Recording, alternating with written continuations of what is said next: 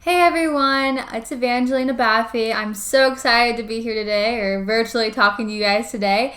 Today I'm going to be talking to you guys about exposing the endgame when it comes to the sin of abortion. But before I get into that, I want to tell you just a little bit about myself. I really enjoy cooking things from scratch right now. It's like my new hobby, and my husband loves it because I've been baking a lot of desserts. I recently got married during a pandemic. This is me and my husband Thomas, and it was quite a journey, but so happy with everything the way it turned out, and we're excited to celebrate with our family and friends once COVID-19 is over. Don't know how soon that'll be, but hopefully very soon. And I also love playing with my nephew. This is my nephew Max. This is with my husband Thomas. And he is just the cutest thing in the world. And you see in his hand, he has a cowboy hat because he is all about cowboys. He loves John Wayne. A little bit more about me. I work full-time for a pro-life organization called Created Equal. Created Equal is a nonprofit organization that works to end abortion by changing public opinion. There's many different strategies you can take to try and end abortion, but we believe that the true way we'll see change, that we'll see abortion ended in this country, is through social change, by changing hearts and minds. And that's exactly what we do. We travel to college and high school campuses, and we start the conversation with people. We ask them, what do you think about this? Do you support it? And what is your reasoning why you support it? And if they do support it, we persuade them to think that abortion's wrong by using science and reason to bring them to the conclusion that abortion's always morally wrong. And we know that the way we do it with the tools and the science is effective because we've seen over 1,500 mind changes in the past year and a half. Now, a mind change is when someone goes from being pro-abortion to anti-abortion. Before I start teaching you guys on how to have conversations like that yourself and how to talk to people in your own lives, I want to talk about the importance of doing this specifically in 2020. A lot has happened this year, whether it's the COVID-19 pandemic or the Black Lives Matter protests. It's been quite a crazy year, and I think we're all ready for it to be over with. But there's lots of misinformation being spread out there and some things that you might not know about. Specifically, a loud organization that's had a huge voice in the media is Black Lives Matter. You might be surprised at how much they have in common with Planned Parenthood, the biggest abortion provider in the country. So I don't know if you guys knew, but Planned Parenthood and the Black Lives Matter organization both promote homosexuality and transgenderism. And just to clarify before we go any farther, when I talk about Black Lives Matter, I'm talking about the organization and their core values, not the saying Black Lives Matter. Here at Created Equal, we all believe that Black lives do matter, born and preborn. Just clarifying that before we go any farther. But Black Lives Matter and Planned Parenthood both promote homosexuality and transgenderism. How do we know this? If we look at Black Lives Matter on their website, they have this quote. It says, "We foster a queer-affirming network. When we gather, we do so with the intention of freeing ourselves from the tight grip of heteronormative thinking." Okay? And this shouldn't be a shock to us that Planned Parenthood is also partnered with the LGBTQ. They offer transgender hormone therapy. Some of you guys might have already known this, but Planned Parenthood is actually in public schools teaching our children about sex ed. And you might think maybe, they're just teaching kids about condoms and safe sex. That's a whole other problem of its own. But they're also teaching children as young as 7th and 8th grade about gender identity and sexuality. They're teaching these children, if you feel like you should be a boy when you are assigned a female at birth, then that's your right, and no one should tell you no. Then they're denying you of how you feel and your feelings. If they do, they're not tolerant, they're transphobic. Or if you want to be in a same-sex relationship, that's totally normal, that's totally fine, and you should be able to do that. And anyone who says otherwise is a bigot. This is being taught in public schools. We have to be aware of this stuff, especially if we have our children in public schools or our friends' children. We have to be aware of this stuff. Something else that Planned Parenthood and Black Lives Matter both have in common, which might surprise some of you, is that Black Lives Matter and Planned Parenthood don't care about all black lives. How do we know this? Black Lives Matter is in support of abortion, which kills hundreds of thousands of black lives every year. And we should know the history of Planned Parenthood. Their founder was a racist. Planned Parenthood is rooted in racism. Look at this quote from Margaret Sanger, the founder of Planned Parenthood. She says, "We do not want the word to go out that we want to exterminate the Negro population." But yet, you see this photo here of Planned Parenthood posting Black Lives Matter. We know this isn't true. They don't care about Black lives because they kill Black lives. So, what's the real agenda being pushed here? This leftist agenda? Defunding the police and abolishing the police. This article came out in July 2020. It says defunding the police, what it means, and why Planned Parenthood supports it. So they're saying that they care about Black lives. We know they don't because we look at their history. What's the real agenda being pushed? That they want to defund the police right now. That's one of their agendas. But let me tell you, Planned Parenthood has had an agenda for decades, and it's part of this. It goes along with the sexual revolution, telling people that they can have sex without consequences, and if anything gets in their way, destroy it, pretty much. So when they do have sex and they do get pregnant, they can just solve their consequence by having an abortion. Jonathan Van Maren sums it up really great in his book, The Culture War. He says, in many ways, the push for legal abortion was the inevitable result of the sexual revolution. We need to wake up to this stuff and be aware of it. Not only are they trying to indoctrinate our children, but they're trying to kill our preborn children. We need to reject their narrative, reject it, and push back on it by fighting for the rights of our born and preborn children. This is how we can start doing it, by having conversations. How do we start the conversation? We first need to frame the debate. A great way to start that is with a pro-life syllogism. I'm going to read these 3 points and show you guys how we would start, conversations with people on the streets, on college campuses, high schools, or downtown urban areas. First, we want to establish that it's always wrong to intentionally kill an innocent human being. Most people would agree with that, right? Yeah, it's wrong to kill innocent human beings. The second point is where they're going to probably have a problem. Abortion is always an intentional killing of an innocent human being. They're not going to agree that a preborn child is a human being. So what we need to do is use science and reason to bring them to the conclusion that abortion is morally wrong. And that is the last point. Abortion is always morally wrong. So we just framed the debate. Now we need to defend the humanity of the preborn child using science and reason. So how do we know that they're human? Science tells us. This is a quote from Dr. Keith L. Moore, who writes in The Developing Human, which is a college textbook on embryology. He says, human life begins at fertilization, the process during which a male sperm unites with a female ovum to form a single cell called a zygote. This highly specialized totipotent cell marked the beginning of each of us as a unique individual. A zygote is the beginning of a new human being. Now, we might have heard some of these words before, such as zygote, embryo, and fetus. These are just stages in life. A lot of times people use these words to dehumanize the preborn child, but really that's not the purpose of these words. It's showing stages in life. Same thing as teenager, young adult, and elder. These are just stages in life. They're still human beings. And how do we know that they're human beings? The law of biogenesis tells us when two species sexually reproduce, their offspring is the same species. For example, when 2 dogs mate, their offspring is going to be puppies, not kittens. So when 2 humans sexually reproduce, they're going to have a human, not a different species. So we know that they're human. We know that life begins at fertilization. But how do we know that every doctor or embryologist agree with this? A quote from Wood Kisher, who has a PhD in embryology, says, every human embryologist in the world knows that life of the individual human begins at fertilization. It is a scientific fact. So we just proved that life begins at fertilization, that they are human beings. It's a done deal, right? They changed their mind. I wish it were that easy, guys. They're going to come up with more situations or reasons why abortion's okay.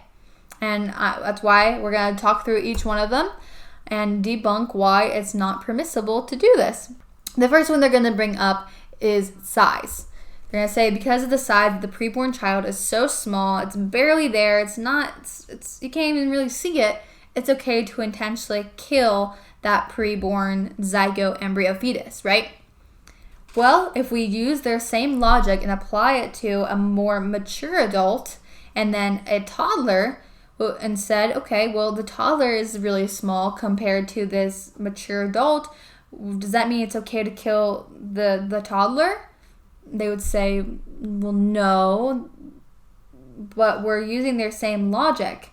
You see, we can't, if we're going to say that it's okay to kill a preborn child based on their size, then anything bigger than it seems like it has more value. The question is, where does our value come from? It can't come from size. That's an arbitrary difference. Because there's someone always going to be taller or smaller than you. So, can't be size. What else could it be? They might bring up level of development, that the baby is not as developed as you and I, so therefore it's okay to have an abortion. Okay, they're saying that development determines our value, but development is different among every single person. Think about someone who has a disability, such as, let's say, Down syndrome. Would they be not as valuable as you and I who don't have Down syndrome? No. That's an arbitrary difference. Our value shouldn't come from something that's arbitrary. It should come from something that we all have in common. Next, we're probably going to bring up environment. Because the baby is inside the mother's womb, it's in a different environment than us. So therefore, it's okay to have an abortion. The thing is, as mature adults, we change our environment all the time. But we know when we change our environment, that doesn't change who we are, it changes where we are. And if we apply that same logic to the preborn, it shouldn't matter because they're only traveling, 7 inches? That doesn't really determine, or doesn't change anything about their biology or the status fundamentally. So environment can't be the reason why we're valuable. Next, they're going to most likely going to bring up the dependency. This preborn baby is solely dependent on its mother to take care of them. But why does that give us a reason to kill someone just because they're dependent on us? Usually when someone's dependent on you, you have more responsibility to help them than to hurt them. Newborns are very dependent on their parents. I would say even more than a preborn child. The parents have to feed that child, bathe that child, change its diapers, rock it to sleep, get up in the middle of the night when it's screaming its head off, and rock it back to sleep. A lot more stuff. So, if that was the logic, wouldn't it be okay to kill newborns because they're far more dependent? Or think about the elderly. They're dependent on young people to help them, take their medication, help them eat, get out of bed, just take care of them. Just because someone's dependent on you does not mean you have the right to hurt them or kill them. You have responsibility to help them. So those are the 4 main differences they're going to try and bring up and say that we're valuable because of these reasons. But we know that none of these reasons are actually legitimate. They're just arbitrary.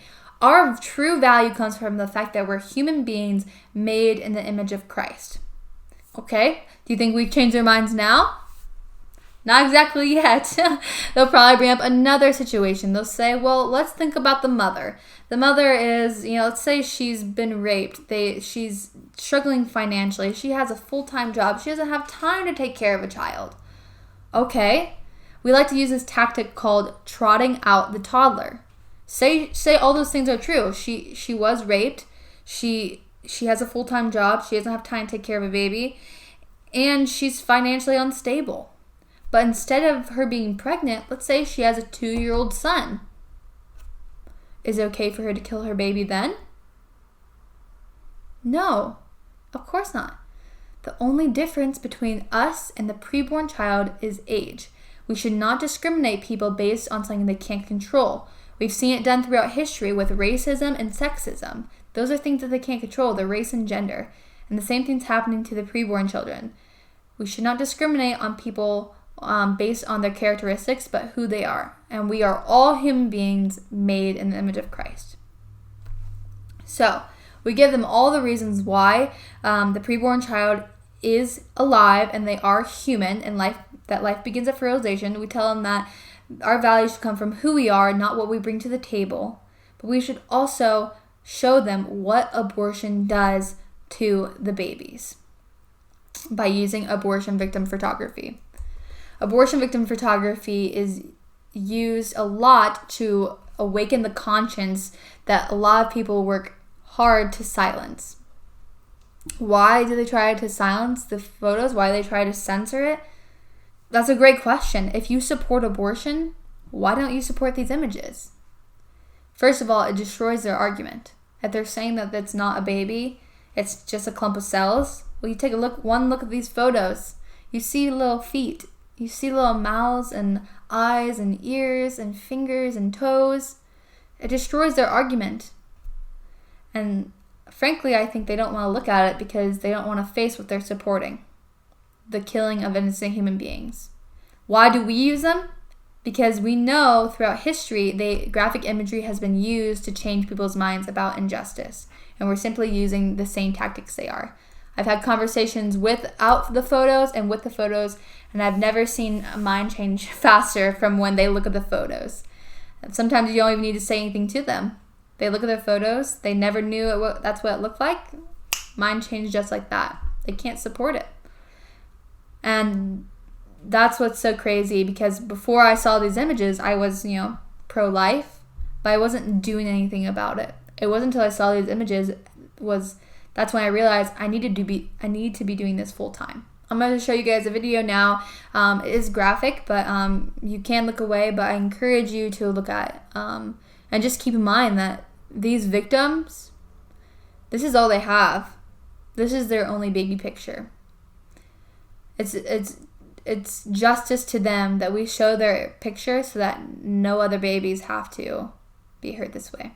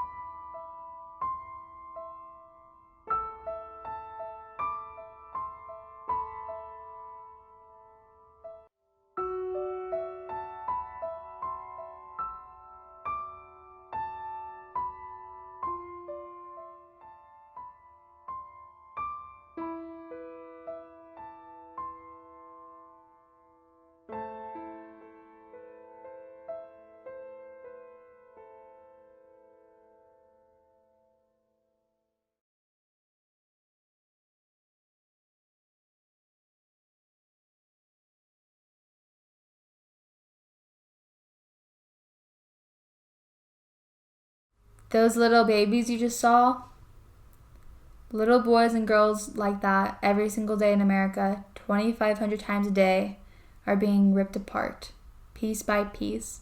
They're being dismembered, disemboweled, and decapitated. It falls on us, the Christians, to do something about it. Last time I talked to you guys, I gave you quite a few things that you can do to start fighting against abortion.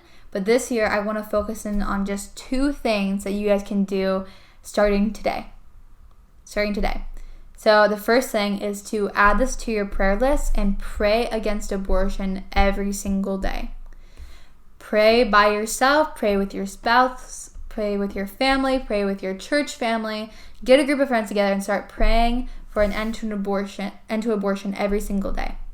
Just make it a habit. Another thing you guys can do is start the conversation yourself about abortion. Take what you learned today, these basic things, that life begins at fertilization, that a human being is valuable based on who they are, not what they bring to the table. And share this with someone who maybe isn't completely pro-life, or maybe someone who is pro-abortion. Just start the conversation. Before I play this next video to close, I just want to let you guys know that as you guys are starting conversations yourselves, I'm having conversations like this every single week. This is my full-time job, and I raise my own support. So if you guys agree with what I'm saying and teaching here, I would really appreciate it if you supported me financially, if it's in your financial means. And if not, I totally understand. But yeah, I would really appreciate it. So let me get into this last video. This is a conversation I had with a young high school girl in Columbus, Ohio, and I just love her reaction, and just the conversation is so pure and like real. And we've been talking about how to change someone's mind. And this girl at the beginning, she says, she supports a woman's right to choose, and just watch her transition just by simple conversation, and just how easy it is for you guys to have these conversations as well. What do you think about abortion? I think that women get the choice, and that guys shouldn't get a say, because we're the ones that are having to deal with giving birth, and that the pain and the responsibility of keeping the baby healthy while it's still inside of us. So I believe that if a woman isn't ready for a child, and that if she doesn't want to go through the pain, that she should be allowed to do what she wants. You think it's a woman's right to choose what happens to her baby? Does that mean that she's choosing to have the baby killed? I'm using your language. You said baby. I'm using your words. It's a baby. So what you're telling me is that it's okay to kill the human baby before it's born? Now you're making me think about it. I guess that's what I am saying. I never really thought about it like that. When you say it like you're killing a human baby, it makes it sound more brutal, like you're killing someone that's already alive. Well, I mean, if it wasn't alive, why would we need to kill it? That's a good point. If she's choosing to seek an end to her pregnancy, isn't that killing an innocent human being? It is. Oh my gosh, you completely just changed my mind. I never really thought about it like that. So would you say you're against abortion now? Yeah. You changed your mind? Yeah. That's awesome. That's great. What was your name? Morgan. Morgan? Thank you. Yeah. As simple as that, guys. It's just a simple conversation, asking people what they think, challenging them on what they're saying. She said she, supports a woman's right to choose, and just saying the word baby. Is that a baby? And it makes them really think about what they're supporting. And as you can see, I totally changed your mind. It's one of my favorite videos. And yeah, I just hope I'm being encouragement to all of you guys, especially in this crazy time of 2020. And go and start the conversation yourself about abortion. If God do something about it, doesn't fall on anyone else but us, followers of Jesus Christ. God bless you all. See ya.